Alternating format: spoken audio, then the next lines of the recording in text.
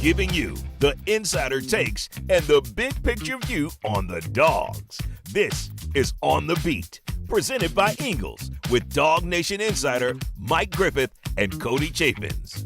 Welcome into On the Beat. I'm Cody Chaffins with Mike Griffith, and last week we had the 2025 Southeastern Conference football kickoff, SEC Media Days. It's supposed to be a time to kind of dip your toe into the season, kind of ease into a little bit. But Mike, I feel like last week got you in midseason form right off the bat. It really did. You know, Kirby Smart's a pretty motivational guy, no doubt. Monday, I think Brian Kelly said the word excited 30 times. He must have had too much coffee. And then Sarkeesian just put me over the edge. And I know we're going to talk more about that. I think Texas is putting everybody over the edge these days. Yeah, we're going to hit that on the show. Mike felt personally insulted by Steve Sarkeesian, so we are going to talk about that. First thing we'll talk about, though, is kind of how SEC Media Days ended. It ended with, of course, the media picks for order of finish in the SEC, also the all-SEC teams. And, Mike, when it came out there, the defending SEC champs not picked to repeat as SEC champions. Georgia picked to finish second behind Texas, but still ahead of Alabama and LSU. What were your initial feelings when you saw the Dogs slotted in there at number 2? Not surprised. I mean, look, there's been so much offseason hype about Arch Manning in Texas and the $35 to $40 million roster, right? We know Georgia's got a really difficult schedule. The Dogs got to play 4 teams in the SEC that had winning league records. I think Texas has got to play 2. So I look at that, and then I looked at the preseason team, and I'm not sure, but I'm pretty sure there were no Georgia first-team offensive guys, which is maybe a first, at least going back to 2021.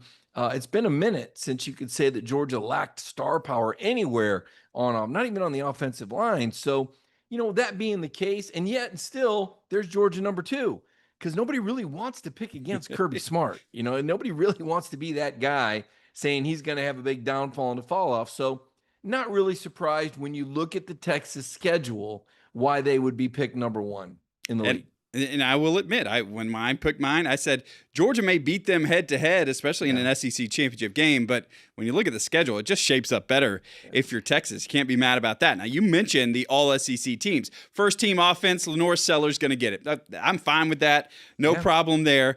But like you said, no other dog on the first-team offense. Like, this is a no-name offense. And the second team, you get one, and it's Oscar Delp. So really, whoever's going to contribute this year is going to have to come out of nowhere, seemingly, for the SEC media. Yeah, well, I mean, Georgia needs one of the portal guys to make an impact. You think back to last year, Cody, and, Trevor Etienne wasn't healthy all year, but when he was healthy, they beat Texas twice. And I'll say it, if they don't have Etienne, they're not beating Texas probably either time. He was dynamic. Now, can Branch have that sort of impact? Can McCray, the running back from Illinois, can he make that sort of impact? I'm not so sure. Thomas from Texas A&M, they need help from the portal. Most championship caliber teams do. There's no shame in that. Look at Ohio State. They bought their national championship last year with Caleb Downs and, the quarterback Will Howard from Kansas State and Quinshon Judkins from Ole Miss, former SEC rushing champ. The Alabama center was the Remington Award winner for best center. Ohio State bought that championship. I don't know that Kirby really wants to buy a championship, but he's got to plug holes. And I think the one thing we'd all agree on is that receiving corps definitely needs to play better after leading the nation in drop passes. And then beyond that, we look at the Georgia offensive line, and you got to replace 4 guys that are off to the professional ranks. And, 2 of those guys are coming off off-season injuries with Monroe Freeling and Ernest Green. How did those tackles come to fruition? I feel pretty good about Drew Bobo, but he's replacing a guy that was drafted, 3rd or 4th round at center in the NFL. So, some big shoes to fill on the offensive line, some impact players needed at receiver and running back. And, oh, by the way, they got a brand new quarterback coming in, Gunnar Stockton, who's only got 1 career start. So I kind of understand it. And yet we're so used to Georgia reloading, Cody, that we all feel like, you know what, Kirby's got this. Yeah, it is interesting, the respect and the disrespect at the same time. One more note on the offense. So the third team, you had Nate Frazier, third-team running back, quarterback on that team, Arch Manning, by the way. And then you also had Ernest Green. So if I look at the offense, and you talked about Noah Thomas or Zach Branch hitting, and somebody's got to hit there, but who would be Who's going to be on there? Because Georgia's going to have plenty of options this year. We saw last year the most watched team in college football, right?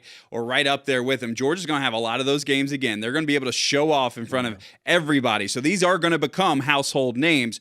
Who on that Georgia offense, when we look at this list at the end of the year, is going to have worked their way up? Well, it could be Branch. I mean, I thought he looked really good in the G-Day game. And again, we've got a very small window of exposure to these guys. But I thought Branch looked good in the G-Day game. I think Thomas got a little shaken up, didn't do much. And, Colby Young, I'm not so sure. I mean, he was the guy that was supposed to do it last year and never really did, and then got suspended. Lawson Lucky is a guy that I think people are underestimating. I like what he does with the ball in his hands. Riddell is a guy who looked explosive. Here's the thing. Georgia does so much by committee that it's really hard for there to be one clear the stats receiver. Won't be there. Yeah, the stats just aren't there. 1,000-yard rusher, 1,000. That's hard to do because Kirby recognizes that, hey, man, you got to play 15 games. And if you're trying to get some running back 20 carries or trying to throw to some receiver, 7 to 10 times a game, there's a good chance he's going to be pretty banged up or not ready for that stretch run. And we learned that lesson last year with the attrition that Georgia was hit with. I mean, that wasn't the same Georgia team that played against Notre Dame that we saw open the year against Clemson. If you had to pick, would you rather see a Drew Bobo or Micah Morris make the first team all SEC at the end of the year, or Zach Branch or Noah Thomas? Well, I mean, I think if your linemen are making it, it's a good indication that you've been able to run the ball well and that your quarterback hasn't been sacked a lot. So I guess the offensive lineman to me, and we know Micah Morris is an NFL player and would have been starting, at 99% of their schools in the country last year. So that's a good point. That's definitely an oversight. It's hard for people that don't cover Georgia to really know who those names are. Now, you'll notice that in some of the preseason magazines, you didn't see a lot of KJ Bolden splashed around. But when you looked at the media days defensive team, and not trying to get ahead of myself here, but when you looked at you saw KJ on the first team because there was a large contingent of Georgia reporters that were there in Atlanta voting, and there were people from Texas voting and reporters from Alabama, and they saw a lot more than maybe that one guy doing the freelance magazine or that one freelance editor that was just trying to take a look at this from 10,000 feet and get guys who were more productive last year and base it off that more so than trying to project who was going to do things this year. Yeah, and I do think when you look at things as well, a lot of times it's like, oh, that team thought that guy was good enough to bring to media days, so he must be pretty good. So pretty much every guy who showed up at media days somehow made it onto these lists as well. But you talk about the defense. When you look at the first team defense, now this was nice for Georgia and kind of in a familiar spot. A defensive lineman and Christian Miller is first team. You got C.J. Allen, linebacker, first team. K.J. Bolden, who you mentioned, and Dalen Everett. So 4 guys on the first team. Now, the only thing about the defense is there wasn't anybody second or third team. So you got the 4 guys at the top. The depth on the defense, maybe, is that the question there? Well, they don't know about Gabe Harris or Elijah Griffin or Xavier McLeod and him coming back from India. I mean, that guy looks like $1 million in uniform. Really feel much better about the tackles and the hunger there. They don't know about Chris Cole. They probably didn't see the G-Day game. They don't know about him. You mentioned Dalen Everett. We know the other corner, whoever it is going to be pretty doggone good as well at Georgia. I mean, probably 4 or 5 deep at that position. The other safety spot, maybe a question mark there as to who fills in. So I understand that. But by the end of the year, I think you'll still have 3 or 4 Georgia guys. I don't know if it'll be those 3 or 4, but I think you'll still see 3 or 4 guys because I do think this is the best defense in the league. Yeah, you talked about Elijah Griffin. We will hear from Kirby Smart later on in this show about him, but Kirby has some very nice things to say about it. The other part, before we finish with the all-SEC teams, breaking news, Georgia special teams better be pretty darn good this year because they were getting lots of love from everybody there. Brett Thorson, your first-team punter. Place kicker, Peyton Woodring, first team. Long snapper, Bo Gardner, first team. Return specialist, Zach Branch, all-purpose guy as well, Zach Branch, and then kickoff specialist, Peyton Woodring. Georgia swept special teams. It is a special in Athens, I guess. Yeah, the thing about saying that, you need to have a kick cover team as first teams because that's what got you beat against Notre Dame. There you go. I mean, look, here's the thing, and listen, look, Peyton Woodring, I don't think Kirby would trade him for any kicker in the nation, and if Brett Thorson's healthy, certainly deserves it if he can punt like he has. But remember, Brett's coming off that knee, and they've got a good backup punter. We saw that with Miller. I'm just not sure if Brett is really going to be what Brett was before. There's no reason to believe he won't, but we've yet to see that he will. So that's based on his reputation a little bit more. Listen, George has been outstanding in punt coverage. We know that. There was a time for like over a year they didn't give up a return yard. So you know that special teams will continue to be emphasized. Now they gave up the kick return for a touchdown to the Irish, first time in 6 years. That's going to light a fire under Kirby. They're going to be reminded of that every stinking day. You're still going to see quality players on that team. You're going to see them edgier than ever. That is a good indication. I usually expect most always for Georgia to win special teams. There is a lot of talent, and Kirby pays a lot of attention to detail to that. So that's no surprise. But I don't know that you hang your hat on that and go, well, there you go. You got the best specialist, so you should win the league. I mean, bottom line, the quarterback position is going to be very important as to how Gunnar manages the offense, and he's going to need help. He's going to need protection. I mean, yeah, we can get on Gunnar a little bit for holding the ball a little bit too long on that fumble, but if the left tackle Freeling doesn't let that guy from Duke get around him, that was a transfer from Duke that by the way, playing for Notre Dame. If that guy doesn't get around him and force that fumble, maybe we're singing a whole different tune right now about last season. So he needs help on the offensive line. And Carson Beck will tell you he needs receivers that can catch the ball, Cody. You got to get guys catch the ball on first down, so it's 2nd and 5 instead of 2nd and 10. Yeah, you mentioned the punt coverage team, Arian Smith, Dom Lovett, two guys who will have to be replaced. They're a great duo as the Gunners on the punt team. All right, so that is our reaction to the all-SEC teams. Now, let's get to the big thing that felt Mike got slapped in the face at SEC Media Days, disrespected to his face. Tell us why Steve Sarkeesian acted like you were an idiot. Well, I don't think it was just me. I think it was the whole room. I mean, he's trying to tell us that, maybe it's, to our disadvantage. I can't remember his exact wording, but something that, maybe it hurts. Yeah, I think maybe it hurts. Let's listen to the exact wording. Let's hear it first. Yeah. We only have so much money to go around, and so we've got to do a great job evaluating. We've got to do a great job of rewarding those players that are doing it at a high level within our program so that they don't go anywhere else. But we've also got to continue to develop our players as they grow and make sure that our players aren't doing this for the idea of money. And I think sometimes, quite frankly, I think it hurts us a little bit in recruiting in the fact that when kids come on our campus, one of the first things we do, we don't talk about NIL. We don't talk about NIL or revenue sharing or publicity rights until the very end. And that may hurt us on some kids, but if a kid is coming to Texas for that reason, we don't want them anyway. We want kids that want to be at the University of Texas because of the school, the coaches, the team, the culture, all those things that go into it. And oh, by the way, you can get publicity rights or revenue share, so on and so forth. If you're coming for the other reason, he's probably going to be the guy in 18 months that's back in the portal going somewhere else where they're going to offer him more money. Because I can't offer every player the most money that he might get offered from another school. It just doesn't work like that anymore. Mike. I mean, come on. They don't build the foundation. Here's what he said. They don't build the foundation at Texas based on money. They don't put NIL first. Did you see what the recruit last year put on his Instagram? We got the video. Let's see it. So they don't value money and all of that stuff going on at Texas. No, that's not a big deal. Are those Lamborghinis parked on the field at DK Royal Stadium? Yeah, they are. So that literally is the foundation of your program, and there you go. I mean, like I said, did that really just happen? And I was insulted by the presentation. Look, there's a lot of ways that Sark can go about saying what he said, but when you say it hurts us, he used the word hurts twice. When he said there's only so much money to go around, well, maybe, technically that's true, but it's more money than anybody else has. So that's hard to poor mouth your program.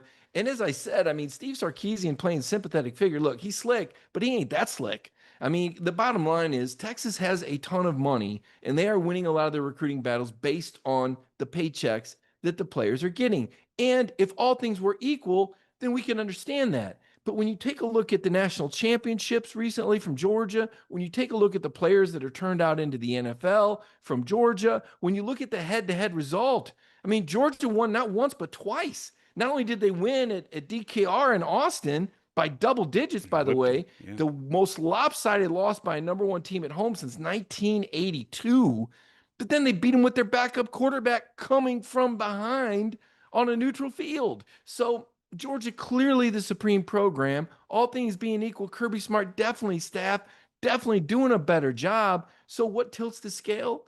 It's the money. It's not the city of Austin. Austin's not nicer than Athens. Have you looked at it lately? It's a mess. The property values are dropping. It's crowded. The traffic's awful, versus Athens, not even close. So then what is it? It's the money. Now, Cirque doesn't want to stand up there and say, people come play for us for the money, any more than George Steinbrenner wanted to say that the New York Yankees players came for the money in New York. But there is an underlying reality to this. We are in the NIL era, and it's not like Georgia players are going broke. They make their money too, but that really isn't the main reason. It's like Travis Hunter said, NILs for now, the NFL is the long-term money. So we'll see over the course of time if players start to evaluate this a little bit differently and a little bit deeper and take a look at the value that they're building for themselves long-term by going to the University of Georgia and playing for Kirby Smart. Yeah, he talked about worried about his guys might transfer if they're looking for the big paycheck. They've got a few of those they've stacked up over the last couple of years. We'll see if they get homesick or somebody else comes calling at some point there. So if Sark was the loser of SEC Media Days, can we say Gunnar Stockton got a win? At SEC Media Days? I had a chance. You obviously got to talk to him a lot. I had him in one of the side electronic media rooms, and what was great about that is they just let me keep asking questions. Here are a couple questions I got with Gunnar Stockton. We'll get a little flavor here, and then Mike can break down Gunnar's day at SEC Media Days. Cliche is the tight end's quarterback's best friend. Oscar may actually be that for you. Talk about your relationship with him and how that strong position group can be an asset to you guys this year. Absolutely. Oscar, we actually roomed together since our freshman year, and he's a great guy, and tight ends, they can make your life easy, and I'm glad I can call him a good friend. So we have time for one more. Anybody else out there? Obviously, we mobbed you at the Sugar Bowl, and you had all that attention. But what's this offseason been like being Georgia's quarterback? Have you noticed anything different? Is there more attention? Obviously, I think NIL deals are probably coming out. You're doing an EA Sports, post on your Instagram. What's been different about now being the guy at Georgia? I think it's just a different role. When you look back, I get more attention, in Athens, getting pictures and stuff like that. But hey, that comes with the role, and probably just being more vocal with the team and just enjoying it. I've enjoyed the process so far, and I can't wait for the season. I'm really excited. So that was most of what we got from Gunnar basically the whole time. Like, he was just chill. He wasn't nervous. He was just kind of confident in himself, but not taking it too seriously. I thought he presented very well. Well, you can see where the poise comes from, right? You can see why this is a very steady guy in the huddle. This is a guy that Kirby Smart's invested in and believes in. There's still questions as to execution part. Again, the guy's only made one start, and, he goes in the game against Texas. He plays against Texas and Notre Dame. I mean, those are probably two of the top 10 defenses in the country, and, high pressure situations. And again, without all the help of receivers catching the ball consistently and an offensive line that, let's face it, wasn't playing their best football at the end of the year. Still, Gunnar's going to have to show some playmaking ability. I noticed that when he talked about running the ball, he said you got to know what you can do and can't do. I think that means he's going to show a little better judgment. He knows that he can't make it to the end of the season if he's running like he did against Texas when he got knocked out there, penultimate play of the game. But to the point you made about Gunnar being himself, you saw the smile. I thought it was a very classy look that he had, nothing over the top. It was a red tie, the tweed jacket. I mean, that said Georgia quarterback. That said Northeast Georgia. I thought he represented himself really well. But ultimately, Cody, it's going to be what happens on the field in Knoxville, Tennessee on the 13th and what happens between the hedges on the 27th that are going to determine how we feel about Gunnar Stockton come October. Yeah, it was interesting to hear Kirby Smart, because one of the things that we kind of noticed on G-Day was decision making. And Kirby went out of his way to say he's making better decisions, which is really interesting that Kirby kind of worded it that way, especially after the last press conference, at least in Athens, that we had seen Kirby. He had talked about Gunnar's decision making through that interception in the red zone during G-Day. The other thing I really picked up on, Dalen Everett, we asked him about, he said, I've watched the effort Gunnar has put into becoming the leader of the team, which is really cool to hear. And he's already a guy last year. We already saw how this team rallies around him. He is going to command the huddle, and that is a good thing when, like you said, the bullets start flying. Well, it's always a good thing when your hardest worker is, your best player. Your best player is your hardest worker. And technically, I don't know that Gunnar's the best, but he's certainly the most important on offense. And if someone's going to lead, they got to lead by example, right? They got to get to those workouts every single day. They got to be committed to the program. I know that last year that those were some of the questions we had about Carson with all the NIL and the jet deal and, flying down on Sunday, his day off, but still you wondered about that. I don't think anybody wonders or speculates about Gunnar Stockton's commitment and focus in the program. We wonder more about his ability to mesh with such a brand new receiving corps. We talked about all those transfers, but he hasn't been taking reps with the one. What's it going to be like when he's throwing to Dylan Bell? He was a little off on a throw to Cash Jones in the G-Day game, missed him when he was open, threw behind a tight end on another occasion. So Gunnar has got to mesh with these guys. That Kirby's giving him some really good reps. It's going to be high intensity reps. He's going to be practicing against the ones. So he's going to have a good idea of the speed of the game and what he's going to see on the other side of the football this season. All right, so we're going to talk about Gunnar's predecessor making some waves this week. We will talk about that coming up later in the show. Also, I'll tell you the thing that surprised me from Kirby Smart at SEC Media Days. We will get to that and, of course, have to talk a little Arch Mania. It's all coming up after the break. This is On the Beat, presented by Ingles. It's time to discover the convenience and time savings of contact-free pickup with Ingles Curbside. Just visit shop.ingles-markets.com or download the app. And your Ingles personal shopper gets to work with specialized training on how to select the freshest items for a pre-scheduled pickup. They'll even text you with updates. You pull up to a designated space and your personal shopper delivers your items right to your vehicle.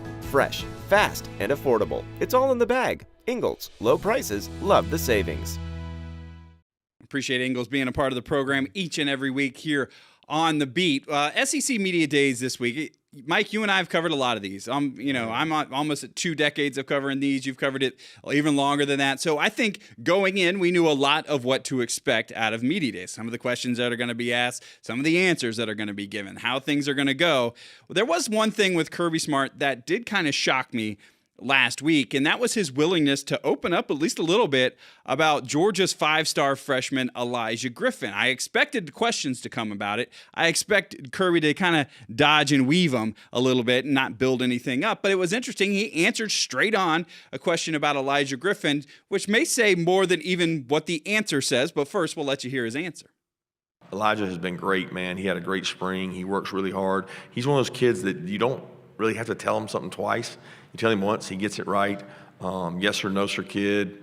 Doesn't like have a lot of ups and downs. Just a rookie player. Like he's one of these guys that comes in mid-year and you're like, oh, he's really high today. He's really low today. He's very consistent. His mom did a wonderful job raising him, and he is just a great kid, great human being.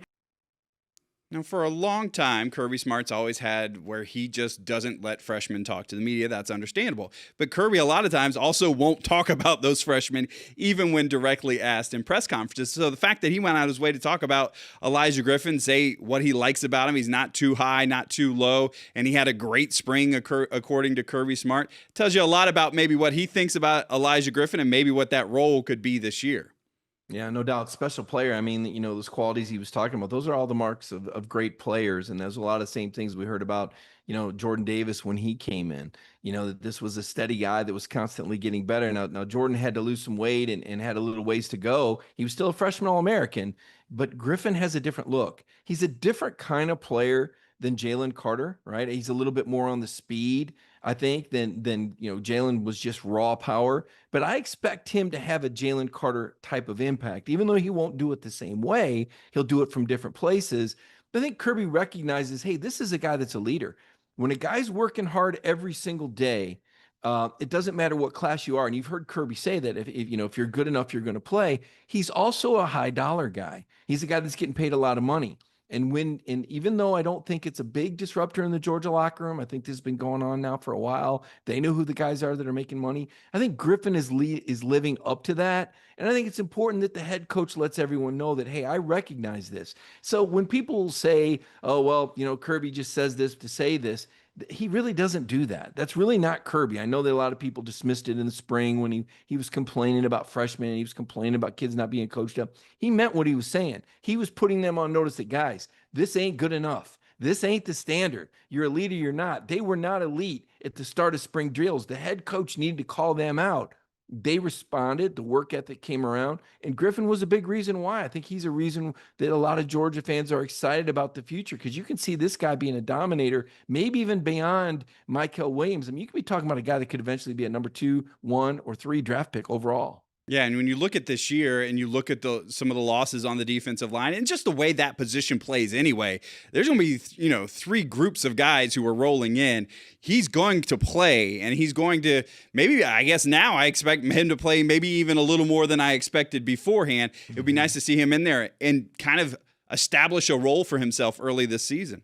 Yeah, Chris Cole too, and Justin Williams. They're going to find a way. I asked Kirby about that. You're going to find a way to get those guys on the field. Now, we know Raylan Wilson and C.J. Allen. We know those guys are, the starting linebackers. They're 3-year starters. But you're going to find a way to get your talent on the field. And we've seen Dan Lanning, and, he's at Oregon now, but we've seen Glenn Schumann do this too. They'll play these guys in different roles. Georgia's not afraid to use a lot of guys on defense. That helps them out. It builds championship depth. It keeps them fresh. It gives them a lot of different looks and able to play out of a lot of different packages. So, not to bore you, but I don't think you're going to see a lot of Georgia pressure packages against Austin Peay and Marshall. I think that Tennessee quarterback's going to be going, oh my God, what is this? We haven't seen this. We haven't seen this package. We haven't seen this pressure package. We haven't seen this look. Why in the world would Georgia show that early? They won't.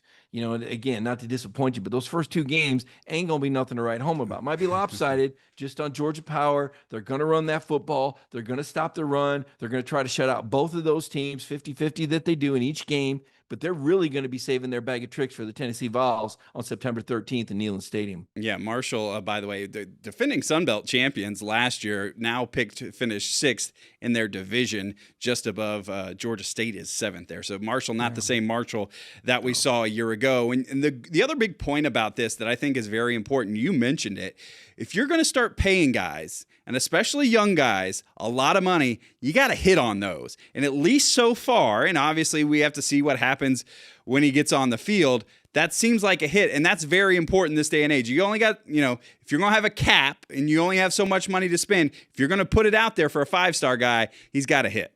Yeah, and KJ Bolden hit big last year. I mean, KJ Bolden was a high dollar guy. Still took less money from Georgia than he would have gotten at Florida State. But when we were at that Mark Richt bowling tournament, I pulled KJ aside when Leland wasn't looking. I said, hey, man, you got to be feeling pretty good. You're here instead of Florida. He said, oh, my goodness, let me show you this text message I sent a friend. He was very happy to be at Georgia instead of Florida. KJ, just such a lovable guy, such a personality. I'm excited that we're going to get to hear more from KJ Bolden this year. He's a really good kid. He's a really good interview. He brings so much juice and so much energy. He reminds me a little bit of Richie LeCount. Richie LeCount was a great interview. Richie always had something fun to say, brought a lot of excitement and energy. KJ, same kind of guy, a little bit different kind of player, dynamic. You mentioned guys you've got to hit on. When I think about championship teams, I use the word catalyst. You've got to have someone that's a catalyst. You got to have that playmaker, that dude in the huddle when the going gets tough, that looks out over everybody and says, guys, we're not blanking around. Guys, we ain't going back to the house till we blankety blank. And I get the feeling Griffin can be that kind of guy. I get the feeling KJ can lead in the secondary. We know C.J. Allen, boy, he's his bread and butter. Georgia kid, proud to be here from Barnesville. They've got the makings of a second wave of great defense. Now, I don't know, Cody, if we're ever going to equal what we saw from 2021, 2022 Georgia. The talent was unbelievable. A lot of those guys maybe in another era would have transferred out if they didn't play right away. I'm not really sure. But they have a great foundation and basis. And I think that's why Kirby feels pretty good about his team. And that's why he's probably not sweating it that much that you don't see any first-team guys on offense, because I think he believes that with run game and efficiency, the defense is going to be that good, they're going to be real hard to beat. And I think it does kind of circle back to what we talked about with Steve Sarkeesian. You can spend the money a lot of ways, but Kirby Smart made it a point in his presentation at the podium that we're looking for the right kind of makeup with these guys. And a lot of that money can make you real comfortable real fast, and he wants guys who can be coached, and I think that's really important. One thing we're going to start when we get into the season, and we will start doing our boots on the ground segment, but we got a little bit of time here, and we can kind of share a little bit. Mike, I'm interested to hear what you have to say about Archmania, because it all happened there at in Atlanta, the College Football Hall of Fame. I stood above it for a moment just to kind of see Arch Manning walk in and sit down at the podium, and all the reporters kind of swarmed around him. What'd you think of Arch Mania? Did it change your mind of what you thought of him before the fact? And did it change after you heard from him a little bit? What stuck out to you about Arch Manning being there?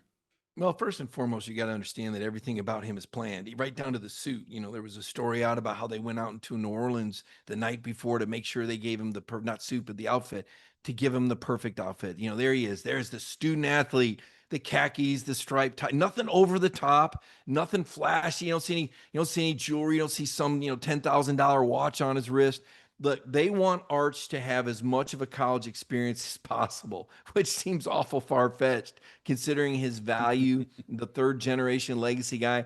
I thought he handled his answers really well. I think this is a guy who is prepared for the moment. I do think there's some innocence and naivety there. And when he was asked about what Steve Spurrier said, basically that, if he was so good, why didn't he play ahead of Quinn Ewers? And Arch said, "Oh yeah, he's a great coach." He said, "Is he in the Hall of Fame?" And that was kind of a stop the clock moment. Yeah, he's in the Hall of Fame. He's the reason why Peyton Manning didn't win a Heisman Trophy or a national championship. Oh, by the way, and he's in the Hall of Fame as a Heisman Trophy winner. Arch, he's going to have a vote on whether or not you win the Heisman. And Arch has met Spurrier. I think it was an innocent mistake. And I think Arch recognized that, because then he kind of went, "Yeah, man, I just want to play football." Like, oh, heck, I just said something I shouldn't have said there. I called Spurrier. I said, "Coach, man, what do you think about this?" He goes, "Well, I wasn't talking about him. I was talking about the head coach. Ask Sarkeesian why they didn't play him ahead. I think they should have played. Ask Sarkeesian why they didn't play." I love your Spurrier. I've been around Steve a little bit, and I'm starting to get it down a little bit. But Steve loves Arch. He says he's in his top 3 of the Heisman. He's got Sellers and DJ Lagway, and Arch Manning's his top 3 right now in the Steve Spurrier world of things, which is distinctly a Steve Spurrier world of things. All SEC guys, of course. But no, Spurrier didn't take offense to that. I don't think Arch needs to worry about that. I think it was a win for Arch Manning's camp. I thought he represented really well. He's a classy kid. He's a humble kid. He's a very modest kid. I will say he looks better in a uniform than he does a suit. I didn't think he was as big as I thought he would be. He wasn't as thick. Now, when I saw DJ Lagway, I said, "Are those tree trunks or legs?" Let me tell you, DJ Lagway is one imposing dude. He throws a catchable ball, but those legs and his attitude and his leadership and his charisma, I said, "Oh my goodness, now I understand. Now I see how Florida turned it around." DJ Lagway has that it factor, as does Sellers, Lenore Sellers, another guy, both feet on the ground, great leader, very focused, very mature. Those are 2 extremely confident and competent quarterbacks in those programs.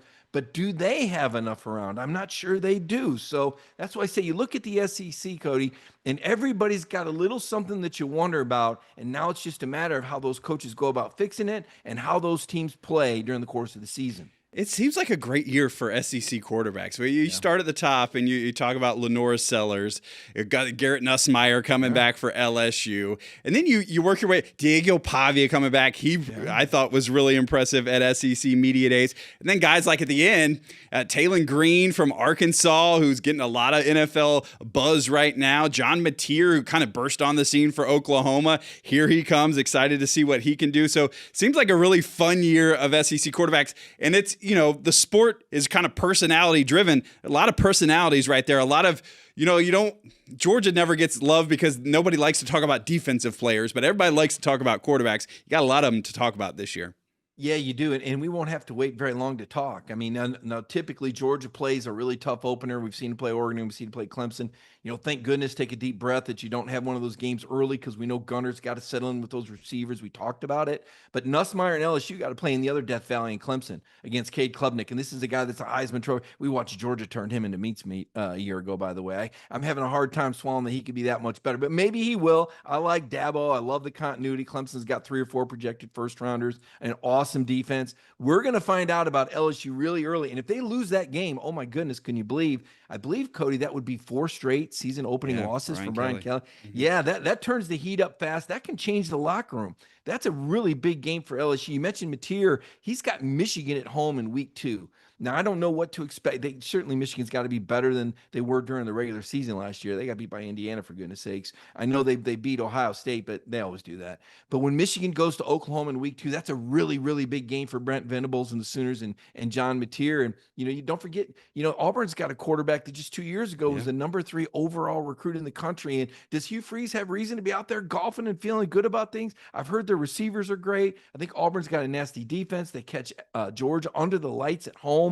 Remember last time it took some Brock Bowers, Carson Beck heroics in the fourth quarter. I would dare to say that offense was better then than it is now, and I think Auburn's better now than they were then. So that game at Auburn right now, when I look at the Georgia schedule, that's one of them. I just kind of shake my head and say, man, Dawgs got to play good that night in Jordan-Hare Stadium. Yeah, you talk about these other quarterbacks. Yeah, I forgot about Marcel Reed, Texas A&M. They got Notre Dame early on in their schedule like they did last year. And then the guy we started this whole conversation about, Arch Manning, kicks off against Ohio State. Like, defending national champions. Again, if things go well, it's going to be super high with him. If things don't, it'll be interesting to watch the fan base kind of react. And schedule note, the thing about it is you go, oh man, Georgia got these teams at home. Texas has a bye week before they play Georgia. Cody, like that doesn't seem right. Now Georgia plays at Mississippi State. Don't just say just Mississippi State. They got their quarterback back too. Now this guy had an 8-to-1 touchdown interception ratio, and Levy's done a really nice job. Remember last year they had the backup throw for 300 yards between the hedges. So State's got their quarterback back. They've got the Dogs at home in Starkville. Tough place to get to, not a fun travel trip. So that puts Georgia on a short week of preparation while Texas and Arch Manning have a bye week. I almost feel like that cancels out home field advantage when you got that extra week of preparation. Yeah, Sark will be drawing stuff up, that's for sure on that one. All right, we got a little bit more to get to here on the show, including some Carson Beck talk, which we thought we were done with for a little while, but we're going to hit that in just a minute. But I do want to remind you to go ahead and hit subscribe on our DawgNation YouTube channel. By hitting subscribe, you don't have to pay anything. It doesn't cost anything. It doesn't sign you up for anything. All it does is let us know that you're watching and you appreciate what we do here on DawgNation. It also can, if you would like to, send you notifications when we go live with our shows. Now, those shows include DawgNation Daily every morning. We get Before the Hedges coming on Wednesdays and DawgNation at Large on Thursdays. But we also will hit you at any time with breaking news, whether that's a commitment, a Kroger commitment special that we could have, or we could have anything else going on breaking news-wise. So get subscribed to our DawgNation YouTube channel to be sure you are up to date and not missing anything. Now, one of the other things on that DawgNation YouTube channel right now are a ton of interviews from last week. Mike had a couple on our show last week. If you missed them, hop on there. We had Brandon Adams sit down with Benjamin Watson. He had also sat down with some other SEC network personalities. And Mike, you did a lot of interviews last week as well, whether that's being on the Paul Feinbaum show or just being on other radio shows from across SEC country. And so I'm interested to hear your other kind of takeaways as you kind of made the rounds a little bit. Any takes that you heard that you kind of liked or surprised you, or what do you take away from SEC Media Days as you kind of made the rounds? Well, we're pretty deep into the conversation, not to mention Alabama. Kalen DeBoer in Alabama. I mean, they have a new quarterback situation as well. They got a couple. Ty Simpson was a 5-star that's, going into his 4th year, kind of think Carson Beckish maybe a little bit. And then Austin Mack's a guy that's 6'5", 235 that they recruited specifically, for Coach DeBoer's system. They brought with him from Washington, Ryan Grubb, that offensive coordinator's back that worked with DeBoer for 12, 13 years. That lets DeBoer do things like he normally did. Year 2 is big. If you look at Kalen DeBoer's coaching record, hasn't lost a lot of games after his first year at schools. Alabama is a scary program right now. They're really loaded, Cody. They got a lot of answers in a lot of places, and depending on how their quarterback plays, that's a team that could be in the national hunt, just like Georgia. I kind of put Alabama and Georgia, and I think they're pretty even when you take a look at the talent, you look at the quarterback situations. And I know DeBoer lost 4 games, but I think he's a pretty good coach. And all we got to do is remember back the first half of last year's game, Alabama was the more prepared team than Georgia. As much as the game was an upset, that was an upset, that Alabama was the more dialed-in team when Georgia went to Tuscaloosa. That says a lot about Kalen DeBoer. So that's one of the takeaways, is that Alabama much more dangerous than I think a lot of people have talked about this offseason. I alluded to Auburn. Hugh Freeze, he's that knuckleball pitcher, boy, when he's on. I don't know if Hugh Freeze is going to make the college football playoff or be fired before the end of the season. And I would say the same thing about Billy Napier in Florida. Right. I don't know if the Gators are going to be a playoff team or if Billy Napier is going to be fired before the end of the season. I think the bandwidth is that wide on both of those programs. They're both very good programs with new facilities, momentum, and special quarterbacks, right? But their coaches right now, there's some questions because of some losses, a little bit of history with both of them, different types of history. But those are two of my X Factor programs. And I'm just not sure what to do with South Carolina. Lenore Sellers was a guy, and I do this freshman of the year. He was my pick for freshman offensive player of the year, and Coach Spurrier signed off. And a lot of people at Ohio State were upset their receiver didn't win it. But what I saw Sellers do against Clemson was remarkable. This guy's a player, man, and he looks the part. He plays the part. He's a good kid. Now, he's got Mike Shula as his new offensive coordinator. Shula was there as kind of a offensive analyst last season. What do they try to do with Lenore Sellers? Will there be too much on his shoulders? Sometimes keeping it simple, stupid is the way to go in terms of keeping your offense basic. I think you're going to see Kirby do that at Georgia. Get that running game going. South Carolina lost a really special running back. Where is their run game going to be? The defense will still be nasty, but will it be nasty enough? Do they have the depth? You mentioned Pavia a second ago in Vanderbilt. Everybody's going to see him coming a mile away. That kid's going to have a lot on his shoulders. I think Clark Lee is a fantastic coach, but they're still Vanderbilt at the end of the day. Sam Pittman, Arkansas, great quarterback, great offense in Petrino, but so many questions on the defense. So you start getting into that second tier of teams, and you say, you know what? These guys, they're dangerous enough to beat anybody on a given Saturday, but are any of them consistent enough to get up there and challenge to get in the college football playoff? I would say no. I would say LSU. I would say Alabama. I would say Texas. I would say Georgia. I know it's boring, but to me, those are the programs with the most depth and the most momentum heading into the season. Yeah, South Carolina is that fifth team on at least the projected order of finish. And like I said, it's just such a tough schedule. They got to go to LSU this year, get Bama again. This time it's in Columbia, but it's still Alabama. Go to Ole Miss and at Texas A&M. Not Ole to mention, Miss. I mean, we didn't even mention Ole Miss. Right. Ole Miss. And Austin Simmons, another quarterback. Again, like we listed all the quarterbacks. Austin Simmons there too. Yeah, Austin Simmons, but only 4 returning starters. It's like Peter Burns said on the DawgNation Daily interview. You said it a second ago, that YouTube channel, man. People need to subscribe. Brandon had interviews. I mean, we're talking Peter Burns, Ben Watson, Chris Doring, Cole Kublik. I mean, we pretty much had the whole SEC network. So everybody but Laura Rutledge, pretty much. Too bad we missed that one because I thought she did a great job as well. But we've got all those interviews and heard all those takes. And the thing Burns said, and I did a story on that on DawgNation.com today, Burns said, you don't even know who the hell's on these rosters because there's so much churn. I mean, Ole Miss only got 4 guys back. How good is Ole Miss's portal class? Because we know if it's good enough, they could be a contender as well. Yeah, so many good teams right there. And somebody's going to step up and bump up out of that middle group and surprise us a little bit this year. So looking forward to that. Well, Mike, you had a great time at SEC Media Days. Now, as we look ahead, or at SEC, now ACC kickoff is happening. And who is going to lead things off at ACC Media Days this year but our old friend Carson Beck? Interesting that Miami decided we're going to take our, who knows, $4 million man, who knows, however much he is, and we're going to bring him to Media Days when we're not real sure, nobody's real sure about his health status, which is kind of interesting, but he's going to go be the spokesman for this Miami Hurricanes program. It's going to feel weird. It is, and I'm going to make a call to Georgia fans on this one. Last year, as the quarterback, Carson was under the microscope all year long.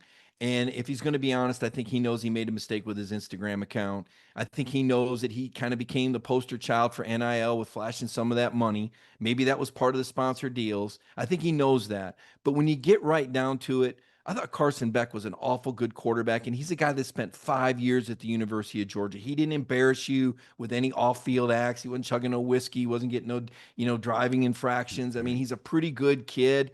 And yeah, I think the money got to his head, but he wasn't the one dropping the passes. I thought Carson Beck stepped up last season and saved the season when they played against Tennessee. They were down 10-0. We didn't know it until Kirby told us. They told him not to run those first 8 or 9 games because they wanted to protect him and have him there at the end of the year. Once he took off and used his mobility, Georgia was a different football team. Now, he's at Miami. He's not an immediate threat to Georgia, but he is a Georgia Bulldog, Cody. I mean, he's got 2 national title rings. He's got an SEC title ring. He's a guy that waited in the wings. He's a guy that stayed out of the headlines for the wrong reasons in the offseason. I think he's a good person.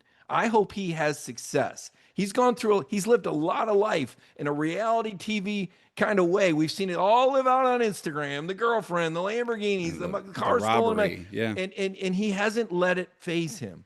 I think there is a lot to be said for Carson's story. And I know a lot of Georgia fans, but he's not here anymore. That's okay. He's still a Georgia guy, and we're in this era where guys are going to change schools from time to time.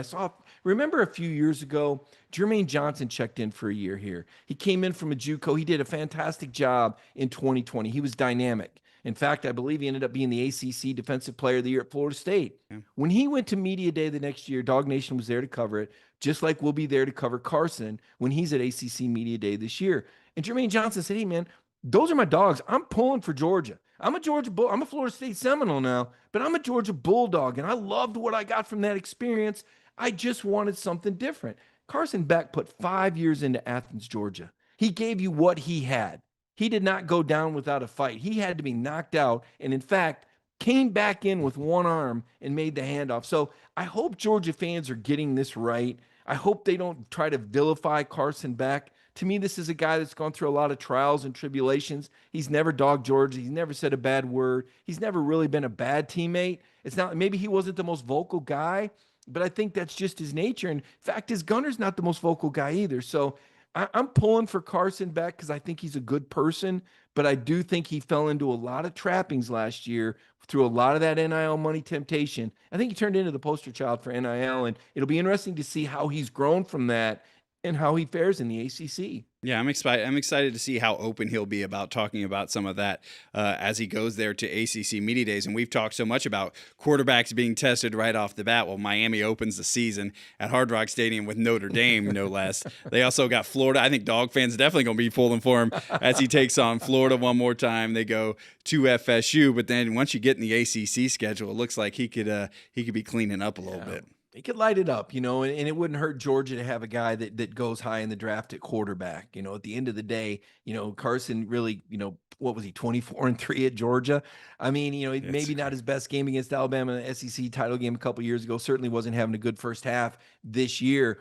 But against Notre Dame, you wonder, what if you had Carson Beck's arm? And that's the thing. When we talk about Gunner, and a lot of people say, well, how good? Listen, he was playing behind a guy with a golden arm. There's a reason why Carson was projected to be a first-round talent. He's got first-round talent and a first-round arm. Let's see what happens when he gets a supporting cast. And now that it's Gunner's time, now Gunner has an opportunity to show you maybe that grit, maybe the ability to use that mobility a little bit more. He's a little bit more physical. He's built a little thicker than Carson. I think that's going to be a bigger part of the game plan. In all fairness to Carson, they didn't really want to run him a lot. I think the plan is to use Gunner's legs more. So again, just because you like Gunner doesn't mean that you don't like Carson, right? Or just because you like Carson doesn't mean that you don't like Gunner. A lot of times I think fans get kind of split on these allegiances when in fact Carson Beck for 5 years was a Georgia Bulldog, graduated from the University of Georgia, and again, didn't really make the wrong headlines outside of, maybe having a little too much fun with his NIL account. So going to be good stuff right there. Mike, we will be keeping an eye out for your content on ACC Media Days on DawgNation.com. Excited to hear from Carson Beck, and maybe we'll have some sound bites from Carson next week. We'll definitely check in with you on this show next week to hear. Maybe he'll have a new tattoo. Last year he had the rocket ship going up, said sky was the limit. Unfortunately, he got injured at halftime, Right. But I think Carson's fun when he opens up. But to your point, will he be a little reluctant? I think the guy just wants to go down there and play football now. I think he's had it with the circus and the zoo. And he got the NIL deal, but now it's a matter of football and trying to lock in on that NFL draft stock. And he'd be in the NFL right now if it wasn't for the injury. Probably would have been picked in the first 12 or 13 picks of the draft. Really good stuff. Hopefully he'll get healthy and show what he can do down there at Miami. Well, it's been a big week of stuff going on. Thank goodness for SEC Media Days giving us so much good content here. We are closing in on the season, though. They'll be starting practice sometime very soon. Appreciate your help, Mike, and we'll see you next week right here on The Beat.